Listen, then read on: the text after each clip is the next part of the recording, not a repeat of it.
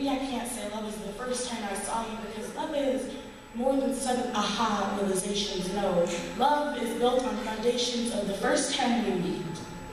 Sitting next to you on my first day of high school, refusing to make small talk conversations, but eyeing you from the side, hands clenched to fists, like, oh my God, what if he tries to talk to me? Love is the next day when you are the first to speak. Confidence overlooking the fact that we are still strangers. You act like we speak every day. This is the beginning of my 9th grade crush. And love sounds like a sense of humor, which is maybe equal to the sound of your voice making sarcastic comments while we take notes, class periods filled by loud, raucous laughter, being shushed by the teacher and not caring. This love shares a desk with me when you talk, and I am left speechless, nothing to say, for I am in awe of love's greatness and intelligence. And no, don't tell me I'm being overdramatic.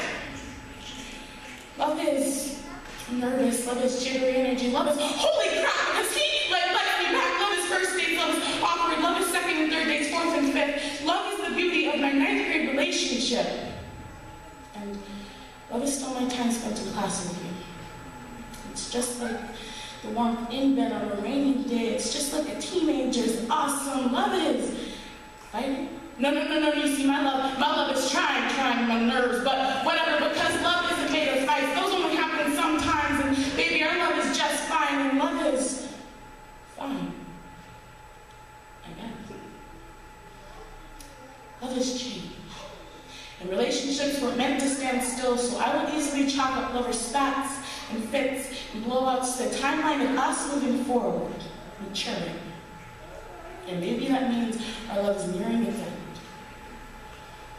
Love is hopefully more than 9th grade crushes, than 9th grade relationships, than drama. If I could have called this high school teen dream love to begin with.